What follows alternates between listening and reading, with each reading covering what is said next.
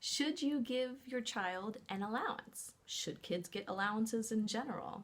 Hi, I'm Amanda L. Grossman from moneyprodigy.com, where I'm teaching kids age 8 to 13 how to manage their money through money educational adventures like the Mount Everest money simulation. And today I want to talk to you about a sticky topic, allowances. I actually call them kid money systems, which incorporates all kinds of, chore-based or commission-based or just giving kids money, that sort of thing, encompasses it all. But the question is, should your kid get an allowance of some sort? My answer to you is it depends on whether or not you're making these three mistakes. If you make these three mistakes, then giving your child an allowance is not going to teach them anything. Shocking, I know, but let me get to it. If you don't make these mistakes, then yes, it's a great idea to give your kids an allowance, which here again, I say any number of ways that you can get money into your child's hands. It doesn't just have to be that hotly debated topic, loaded word, allowance. So, mistake number 1 is being inconsistent with your allowance. This can look like any number of things. Maybe you pay your child on Friday one week. Maybe you pay your child on Sunday the next week. So there's inconsistency on the days that they get paid. Perhaps you forget to give them money for 3 weeks and then you catch up because you owe them money. And that's because you just haven't gotten to the ATM. It was inconvenient for you. There's all kinds of ways that there can be inconsistencies within your kid money system. The problem with this is the reason why you have got to stay consistent with your allowance and your kid money system. 3 reasons. Number 1, so that your child can learn planned spending and planned saving. If they don't know when the money is coming, or if they don't know how much of the money is coming, then how are they supposed to learn how to plan out their spending and how to plan for saving or create a savings goal? I mean, if I didn't know that we were getting a paycheck every other week, I might spend all of the money I get every time I get it because I'm thinking, I don't know when it's coming next. Or I might save all of the money that we get for fear that we may not get it again for another several weeks. So that's number 1, the number 1 reason why you want to stay consistent. The number 2 reason why you want to stay consistent is so that your child can feel the consequences.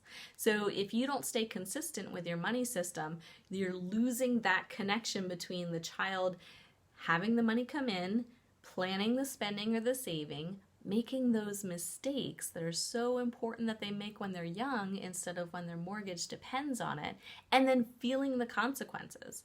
And it's not just mistakes. You also want them to feel the good consequences. Consequences can be both good and bad, and you want to feel both. But if your system's a little willy-nilly, then you're kind of cutting off that thread.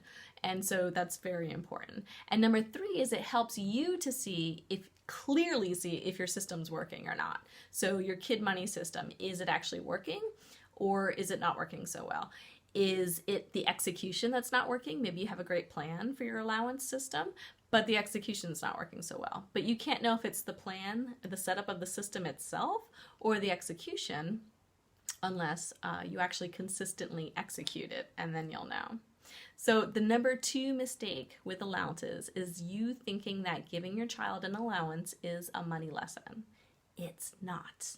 Just handing them money and letting them make those mistakes and that sort of thing is actually not a money lesson.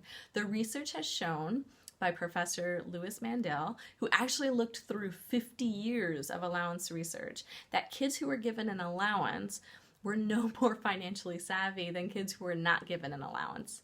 Except, and this is a big exception, the parents who gave context to that allowance through money dialogue and money conversations. Answering your child's questions, telling them about your own experiences with money, relating them to experiences that you've had in the past and how you have seen through that and things were okay on the other side. So if you're not going to give that context and that money dialogue and money conversation with your child in conjunction with the allowance, then there's no money lesson to giving an allowance.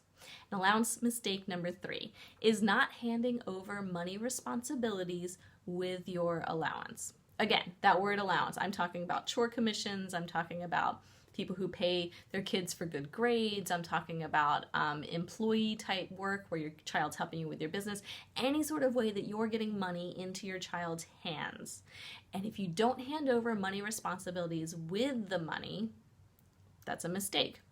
So you and I are not handed money in this world without any sort of money responsibilities. And so it's a great opportunity to look at, okay, I'm planning on giving my child $10 in allowance money, and now I'm going to make him or her responsible for their weekend movie trips. Or I'm going to give my child $20 a week, and so now they're responsible for buying after-school vending snacks that they always bug me for. Some sort of money responsibility that you can be clear about, that like, this is the money we're giving you, and here are your money responsibilities. You know, the rest, this is how we're going to handle it, but you have to cover within this money amount this particular money responsibility. So if you can avoid those 3 big mistakes, then yes, please give your child an allowance, which is within a whole bunch of different ways that you can actually give your child money. And actually, I go over this in my 48-hour Kid Money System Makeover Challenge, and you can find details about this below for how you can join up, and in 48 hours we can get this tailor-made Kid Money System ready for you and your child that makes sense with your money goals that you have for them and builds those into the design of your system. I hope to work with you soon.